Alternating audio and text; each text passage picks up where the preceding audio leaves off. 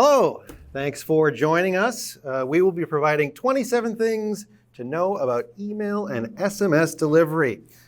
Hi, I'm Carl. I am a temporarily unemployed software engineer. I became an expert in email delivery after a joke went horribly wrong and caused a downtime incident at a previous employer. We decided we needed to find a way to make our system more resilient, and I built a platform for email and then eventually SMS delivery, and we did about 30 million email and SMS messages a month. On purpose. Yeah, on purpose. My name is Abby Allen. I got involved in learning more about SMS and email delivery first because I'm married to this guy for almost 13 years now. So, dinner conversation about that lovely piece of software. And then I eventually followed him to Sports Engine and became the product owner of that same piece of software. So, happy hour, you want to talk about working with your spouse, we can do that as well. And then I took that expertise and now I work for PagerDuty on our notifications experience team. It is my responsibility to make sure that 65 million messages every single month get delivered to people who truly rely on them to come running whenever their critical infrastructure is down. So we support SMS, email, as well as push notifications and voice. As an internal platform PM who is in charge of the notifications experience, one of the things that I'm constantly trying to instill in the product teams that I support is that notifications are the key user experience that is going to drive retention, they're going to drive engagement, and they're going to drive all of the critical workflows within your product. How many of you have gotten some kind of push or email or SMS notification just today while you're at the conference, right? I would... It went through my system. I'd love to talk to you about your user experience after the talk. As I'm sure you also all know, failed notifications suck, right? They suck for you as the person who was trying to receive them because maybe you missed out on LinkedIn sending you a push notification about a new connection that you made here today, and now you don't realize it until a week later. You're like, ooh, it's that awkward, do I still reach out to that person? I don't know if I want to follow up, right? That's a weird, sucky feeling that you didn't follow up on that notification. Or maybe your customer didn't receive the email with their invoice. What does that mean to your business? What does it mean if somebody can't get through the new customer sign-up flow because you've tanked your reputation and the 2FA or the email verification workflow isn't going through? So this has real consequences for your business to make sure that you get it right. In our experience, the biggest reason that an email or an SMS fails to deliver is because somebody failed to properly manage your sender's reputation. Your sender reputation is what helps recipients know that they can trust that your content isn't spammy, misleading, or straight up dangerous. We want you to walk away with 27 different things about SMS and email delivery, but we've broken them down into these 3 core pillars that we're going to talk about. The first is sender identification and registration. This is managed really differently on each channel, so we'll talk about them in a little bit. The second is respecting recipient consent and everything that you have to do around opt-in and opt-out and how that might differ in international contexts. And then the third and final pillar is how well are you complying with the content requirements that are dictated by maybe your delivery provider term of service, the carrier networks that you are relying on, and the local legislation that dictates what you must have. Speaking of local legislation, I could spend 45 minutes talking about these 8 laws. I'm not going to. I see somebody have their cell phone out. Please take a picture. Bring this to your legal team. They should understand it. You want to make sure that you understand what is in all of this legislation so that you can really play with how it is going to affect your workflows every single day and how it's going to affect your true customer experience. Like I said, corporate law is going to be your best friend. Violating these laws is incredibly risky.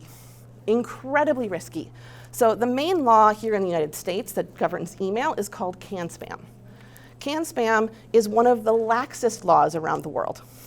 It carries a $16,000 per email maximum penalty for violating the provisions of CAN-SPAM.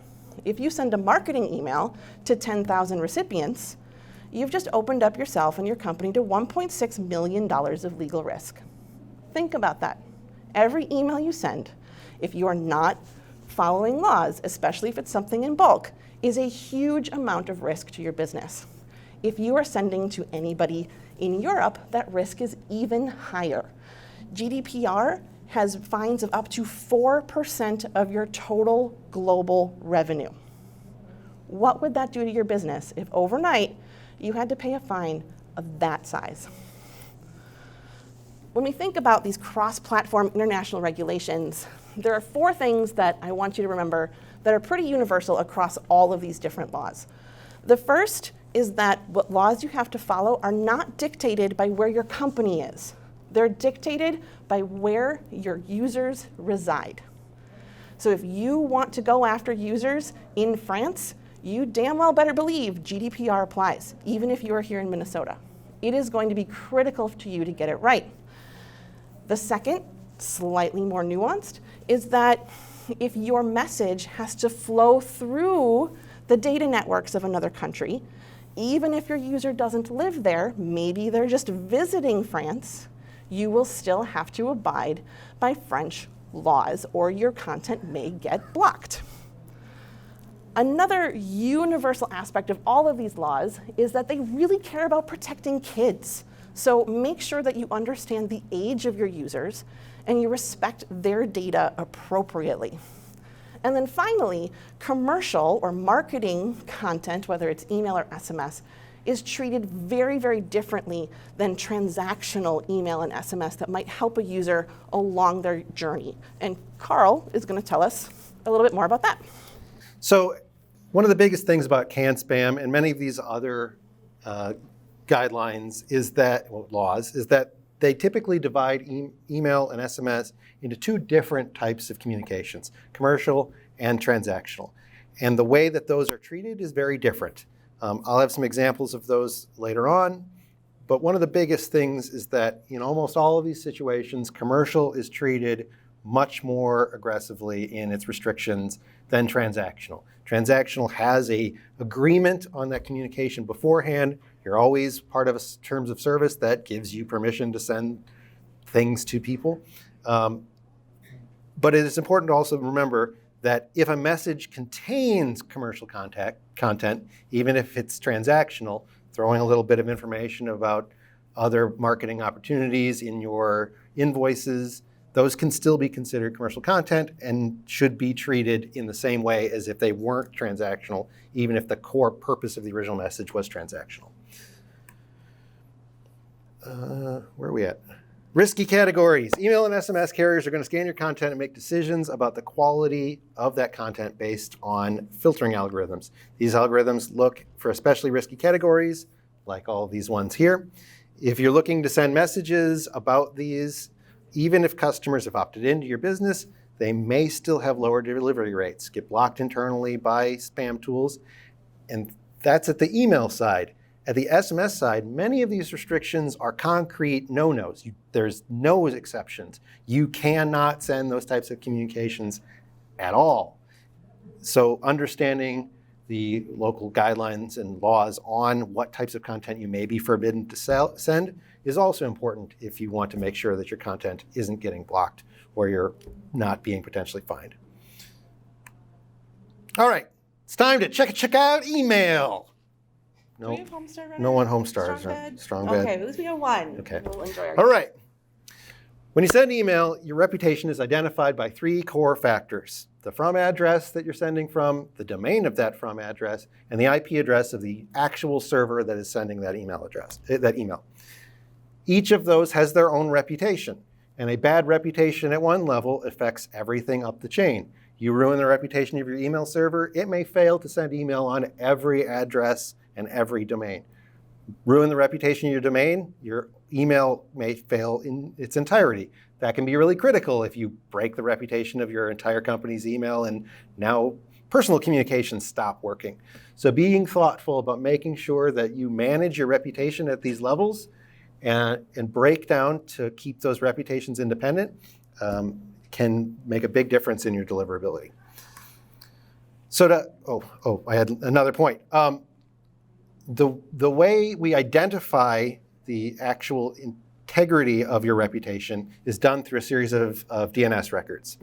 That helps people figure out that you are who you claim to be and you're not someone pretending to be your domain or your email address. If you're using one of the predefined systems like SendGrid, Mailgun, SES, they'll help you walk through that. I'll talk a little bit more about that later. All of my examples use LinkedIn. They send me a lot of email in my recent times, and I have a lot of communications back with them. And I think they're a really great example of many of these things. So to understand how those records work for identification, it's good to have a good understanding about how email works in a basic overview. First, an email is composed either by a person or by your application. In this case, we're focusing on application level delivery, and we'll talk mostly about that. Next, the email is sent to the delivery server, usually using SMTP. That server is provided either by you or hosted or by a provider or hosted by your company. That server may reject emails if it doesn't think you had the right to send them because it's configured to reject addresses that it thinks it's going to fail on. Then the server will add a bunch of metadata to that email. And if it's configured to do so, it may also sign that message and then deliver it on its way using the to address as to find the server that it connects to. Once the recipient gets it, it may not be configured to do any sort of verification, but if it is, it'll attempt to verify that identity. It may then run spam protections, and then the message will be sorted out or rejected entirely. If it's rejected, they usually spit back immediately and say, hey, you're not allowed to do that. Finally, the recipient will download that message and be able to read it. So let's talk about the 4 types of, actually, part of the reason I'm struggling, I can't see the slides there. All right, there are 4 types of records used for identity confirmation: reverse DNS, sender policy frameworks, domain identified keys, and domain-based message authentication routing and conformance. Each of them is very different, and the ways they work is we'll actually break into that. You may not have to care about any of this. When you set up your email provider, they'll walk you through all of the steps to set up these processes, except for DMARC, because it's not required at all. It's a thing that you get to choose whether you do or not, and I'll talk back about that again. All right, so how does reverse DNS work? Basically, when the server sends a message to the recipient server, we use TCP. You're going to know the IP address of the sender. It will then do a reverse DNS lookup to find that that IP address has a unique, usually only one DNS record that points directly to it. And it uses that to say, I know that this server is owned by this person, which lets me get a good identification and confirm. And you can use other elements of domain registration to understand who actually controls that particular server. Sender policy framework is when you send an email to a server, you're going to have the IP address of the sending server and the from address. It uses that from address to do a text lookup to find a record with a full list of every server that is allowed to send email for that domain. If you look below, that's what the record at LinkedIn looks like. And that's actually a LinkedIn server. SPF is literally that full list of every email that can send from a particular domain. And this can get you into trouble. That list can grow quickly. Marketing might want to use Marketo to send marketing emails. HR says we need to use Lessonly and DocuSign. Accounting wants to send invoices on FreshBooks, et cetera, et cetera, et cetera, until you have so many services sending email from your one domain that your SPF record starts to resemble a denial of service attack. Recipient servers plan for that situation, and they will limit the total number of characters that they pull for that record and the total number of includes that they will follow. If your record gets too big, you're going to start failing because the IP address of the server you're sending from is outside of the boundary of the list, which means it doesn't exist. So some good tips are to use domain isolation. So take one of the big things I advise, you can take that root domain that you use for your company, and you can pass that off for email purposes to marketing. They control that domain from a marketing perspective. They probably own the root website that does all of the customer ingress. And so passing that off to them, since they generally own it anyway, can benefit that to keep that SPF record smaller.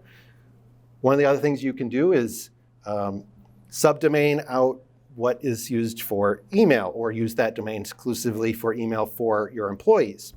I like to use something like mail, is the subdomain, mail.your company name, or you can do something more meta and create a pseudo-parent company and use that domain instead. The other thing that works really well is create a domain specifically for your application. You can use a subdomain like app. Which is what many people's applications run at in themselves, or create something that specifically identifies that application and use that domain as the email distribution for that space. In a dream world, the SPF record for the email for the domain that is used for your corporate employees is super tiny. And that gives you a bunch of security mechanisms because it's harder to impersonate if it can only be sent by this really narrow set. DKIM, domain key identified mail. Basically, the way this works, it's a simple public-private key. So the server has a private key. It takes the full content of the email, uses that private key to sign, and then distributes that signature and the identifying key, which you can then use that identifying key with the key and then the actual domain of the from address to look up the record of the public key and check the signature. And this is an actual key and an actual public key, or the actual selector and the actual public key for one of LinkedIn's servers. All right, DMARC. It's not required. What this basically does is an email is sent, the recipient server will verify SPF and DKIM, and if they fail, it's going to look up a DMARC record and say, what do I do when it fails? And that record may say, I don't know, ignore it, do whatever you want. It may say, specifically reject those emails because they're not trusted. If they don't comply by these, they're not me. And there's a reporting mechanism so that you can send back that information so you know if someone's impersonating you or if your email is suddenly misconfigured. In this case, LinkedIn is using a provider that does the handling of that communication as their response, which can be really powerful at your company. If you're doing a DMARC, the easiest thing to do, create a simple record, reject everything because you've configured everything correctly, right? And make a dump email address that can just accept those responses that you can refer to later. All right, most recipient mail servers will send delivery receipts and responses on when things go wrong. Bounces are really common and spam reports are really common. You need to comply by those. If you keep sending to an address after it bounces, you're going to ruin your reputation because they think that you are a spammer or you're ignoring them and just trying to denial of service attack them. But you need to also make sure that your customer success team has the ability to override those blocks because an address that doesn't exist today might exist tomorrow. And so they need to be able to way to change that. Excuse me. Suddenly increasing the volume of email you send makes you look suspicious. Just like when your friend on Facebook makes 50 posts for sunglasses. You need to try and increase your volume gradually in a way that's interpreted naturally, not that you've been hacked or that someone is doing something sketchy. When I was at Sports Engine and we had to implement our, we decided to do a multi-provider scenario so that if one of our email providers went down, we could roll over to another one immediately. That meant when we spun up the new provider, we had to slowly move traffic over all the way up to the full traffic on one side, and then we move traffic back and forth so that on a regular cycle, each of the two providers handled the full level of traffic, so we never looked like we were spiking even when we rolled over in a downtime event. All right, if nobody actually reads your email, automated spam tools will start to doubt its quality. Be thoughtful in what the content you send and in what quantity to send it. Create unique senders. Those are addresses, domains, and servers focused on your desired results. Group spammy emails together and isolate system-critical email into its own space.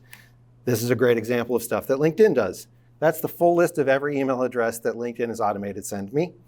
And you can see patterns in the ways they work. That top one, that's password resets and accounts. That email has a fantastic reputation. Most of those emails get opened. And on the right side is a list of their email server groups.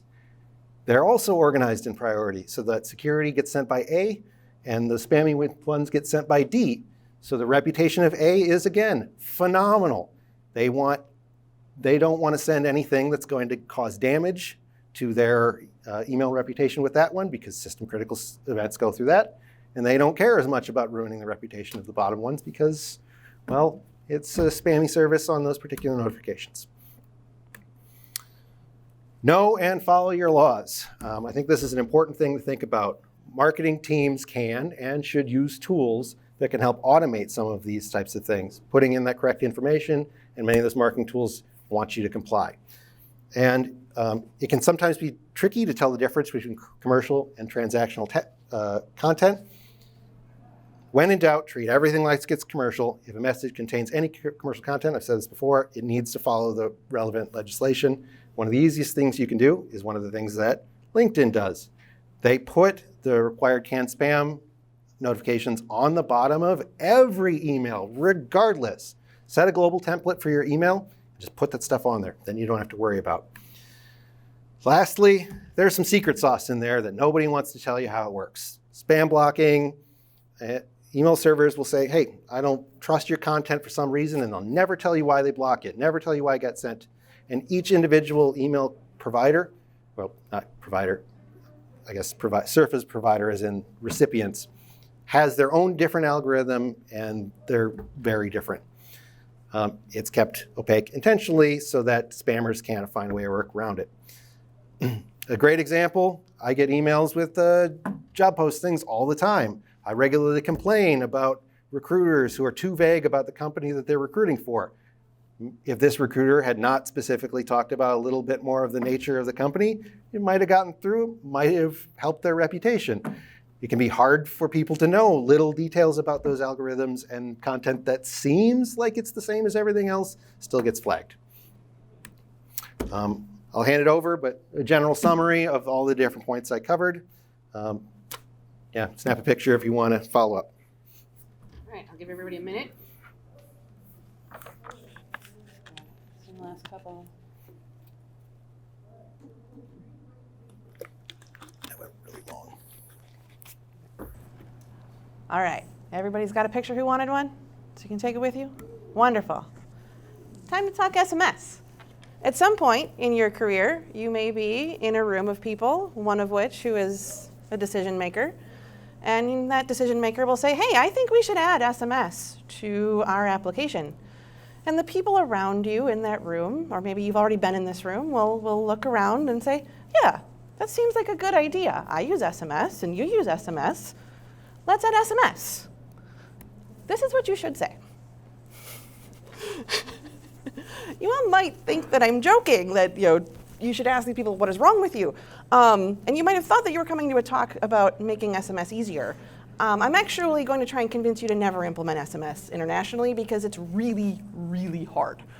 There are 3 very good reasons to not implement SMS that I am hoping to impart upon all of you today. The first is that it's unreliable. Us as consumers may not perceive how unreliable it is, but that's because none of y'all know when the sender actually sent the message typically, right? So you don't know if it took 5 milliseconds or 5 hours to get to you. If you don't believe me that SMS is unreliable, go check out Twilio's programmable messaging status page. I've been following this page pretty religiously for the last 8 months. I have never seen it empty, ever. There is always an incident somewhere in the world that is taking down SMS.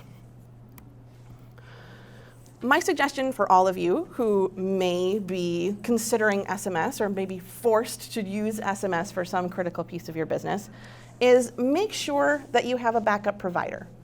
Not just a backup number, but a whole nother provider. So if you use Twilio, also use Plivo or SendGrid, or not SendGrid for SMS, Vonage, MessageBird. There's a whole host of these around the world because a lot of these maintenance windows are directly tied to how that provider communicates with that particular carrier network. So you can insulate yourself from a lot of this maintenance by having a fallback provider, just like Carl talked about having a fallback provider on email. The second reason to reconsider your life priorities and not do SMS is because SMS is stupid expensive, like seriously expensive. So we, again, in the United States here, are really lucky that SMS is cheap. It is not true that it is cheap around the world. So these are Twilio's pay-as-you-go message rates. These are by far the most expensive rates that you will be quoted by anybody on the internet. Even Twilio doesn't expect you to pay these rates. They expect you to negotiate for a bulk discount. But it still kind of gives you this general range of where you should expect to pay. And not only should you expect to pay what these current rates are, you should expect them to go up by at least 30% in the next year, because they went up by more than that in the last year. And just this week, PagerDuty was told that our bills in India were about to go up 46%. Sri Lanka was going to go up over 60%. And we're expecting significantly more countries within the next few months to significantly increase their rates as well. Russia, for example, is up to 70 cents for every single SMS message that you try to send to the country. 70 cents. So next time that your business leader says we need SMS, you have to ask them, is it worth 70 cents a message to our business to try and reach that person there?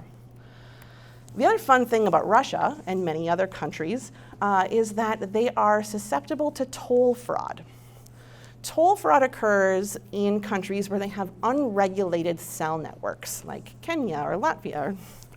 And what happens is that you will have some corrupt bureaucrat who runs a cell company tag team with some local hackers who will find ways to fraudulently use your system and generate thousands of SMS messages that you never intended your platform to send. You are on the hook to pay for all of those thousands of messages that never provided any value to you or your customers. There is no insurance plan against this that I know of, although I've heard that Twilio is working on a fraud protection product, but it's still in beta. So make it easy for yourself and for your support team to monitor for this type of traffic and to be able to shut down individual accounts as quickly as possible, because it is possible for these spammers to rack up $100,000 in SMS fees in less than a day. Really quickly. It is a severe risk if you're going to go with SMS. The other thing that you might be thinking is like, well, I have two-factor authentication. Nobody can do this to my platform. Well, 2FA is one of the easiest places for these hackers to exploit, because it doesn't require you to be logged in to do it. Especially if you have something like send me a password reset link via SMS. Well, now how quickly can you write a script that is going to generate thousands of password reset SMS to somebody in Kenya where you're going to pay 15 cents or more a message? How quickly is that going to hurt the bottom line of your company? So if you don't have rate limiting on your 2FA, take a picture of this, bring it to your product person or your security person at your company, and get somebody on it on Monday, because it is a very real threat to your business. Dealing with toll fraud is just one of the many ways that international SMS is really, really hard. Now, as a consumer, we've probably all had the experience of trying to get a hold of AT&T or Verizon or T-Mobile customer support, and we all have scars from that experience. Now think about, you have to get a hold of these people because it is critical to your business that something gets changed or that you get an answer to a critical business question. Only they don't let you talk to them directly. You have to go through someone like Twilio or Plivo or Vonage. So you're constantly playing telephone with the telephone operators and are at the mercy of their inconsistent interpretations of international law. Just because Vonage or just because AT&T or just because Twilio interprets a law one way doesn't mean that their friends are going to. So you might get blocked on one network, but not on the other. When it comes to international regulations, the first step to complying with them is back to that first pillar that we talked about at the top of the talk, is registering your SMS sender IDs. Registration is going to ensure that those local carriers trust your content. Registration can happen either at the individual carrier level or at the government level. This is true in Singapore, and in Russia, you have to register with the local government. But now you've entered a contract with a foreign government. Think about the political everything in the world right now and what it would mean for your business if your customers knew that you just entered a contract with the Russian government. Because that is a real risk to your business you have to take into consideration if you want reliable SMS delivery to Russia. Registration can be expensive. It's not always. Singapore, for example, is one that we recently registered in. It's $500 per year per number. Not terrible, but it adds up if you have lots of numbers to get the best deliverability rates.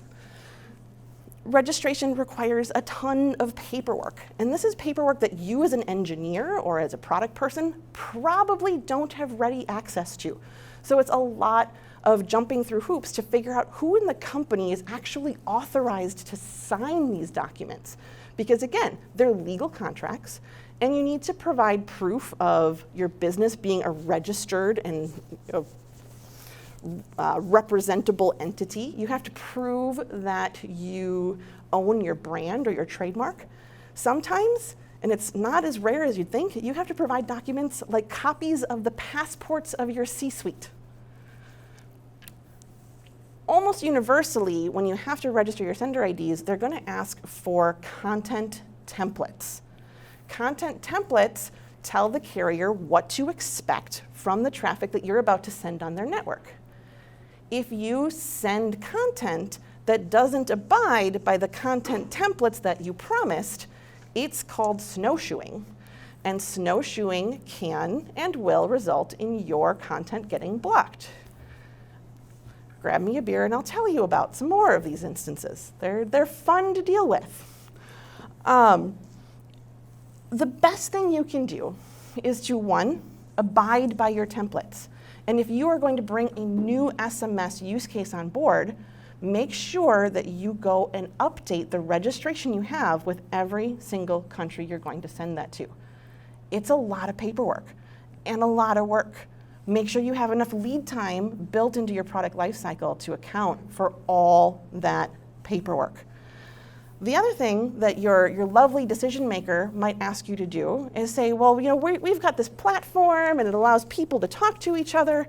So we want to put some of this user-generated content within an SMS so people know why they should come running to our platform. There is no faster way to get your sender IDs ruined, other than letting marketing use them, than letting user-generated content go through them. Because you have no control over what those users are going to put in there. So they could put some of those risky categories. They could start representing their own brands instead of your brands. And one of the most important content restrictions here in the United States and Canada is that your sender ID can only represent one brand. One and only one brand. So if your customers start sending content that looks like their brand and the carriers get confused, they will block your content and force you to get one number for every single one of your customers. This is relatively new legislation. That's not legislation, it would be regulations that are being put on by the US and Canadian telecom industries. There's a lot of people who are kind of legacied into the old shared short codes and shared LVNs. They are going away. If you have shared use cases on your numbers, figure out a strategy with your providers to get off of them as soon as possible before you ruin your reputation. All right, registration is going to be directly impacted by the type of number that you want to send SMS from. We're going to talk about 4. There's a few others, but these are the 4 big ones. So the first is a local virtual number, or an LVN. Here in the United States and Canada, you may also hear them referred to as 10DLC, 10-digit long codes. Because, hey, we have 10-digit phone numbers. But that's not true all around the world, which is another thing to remember when you're designing your SMS system, because you don't want to promise SMS to somebody in France, but then not actually validate that their phone number is a real phone number and then kick them out of your system. LVNs are typically going to be your cheapest option. They're typically between $1 and $10 a month, but they're designed for conversational and low volume traffic. It is really hard to send an entire big marketing push on an LVN because it's really, really highly filtered. And the carriers really don't like you sending the exact same message 10,000 times on the same LVN. You may say like, hey, I don't want to go through all of the hassle of getting local numbers across Western Europe. Can I just use my US number or a UK number and send internationally? And the answer is you can try, and it will work in some countries, but it will not work in all countries. Countries like France will block that message from ever getting across its borders. In France, you have to use something called an alphanumeric sender ID. I'm going to go a little out of order here. An alphanumeric sender ID is also a relatively affordable option. It can be reused across many different countries. I really like them because you can put a little bit of branding so people instantly recognize who it is that is sending it. But again, not all countries support them. India, for example, if you try to send to a recipient in India, it will take that message, assign it a totally random number, and deliver it from that number instead. So you've now lost all branding, you've lost all threaded conversations that you might have had with that person. It's a really terrible experience for the person on the other end of the phone. Alphanumeric sender IDs also restrict you to only one-way traffic, partially because of that potential for this random generation. The most expensive option for reliably sending SMS is a shortcode. Shortcodes are incredibly expensive, but required if you're going to send marketing SMS, especially in the US and Canada, and India and Mexico and a bunch of other places as well. They're going to cost you at least $1,000 a month, at least. To have particularly high throughputs, you could be spending up to $10,000 a month. They are always going to require registration, so all of that fun paperwork we talked about. But they do allow two-way traffic, which gives you a lot more flexibility in how you interact with your users. So, speaking of how this affects our user interactions, we're going to talk a little bit about opt-in. Opt-in is required in many countries around the world, but even if it's not required, like it's not required here in the US, still do it. It's going to help your sender reputation. It's going to help make sure that you're only spending money on sending SMS to people who actually want it. So do it. We have 3 different options for what this opt-in conversation might look like. The first 2 will not reach users in China or Romania. Anybody want to guess why? Yep, they have links. China and Romania do not allow any SMS with a link. So maybe you go, oh, well, I'll just use something like option 3 instead. That'll work, right? Well, remember what I said about alphanumeric sender IDs not allowing replies? So this example shows that you are going to have to tailor your content and tailor your opt-in flows based on the location you are sending to. And good luck that your folks aren't traveling. There are a ton of content restrictions that we could talk about. I'm going to zero in on the last couple bullets on this slide. The first is here in the US, we're used to an SMS containing up to 160 characters. And most of our phones and our providers are really good at concatenating those messages together if I send you something like 320 characters instead. That's not true around the world.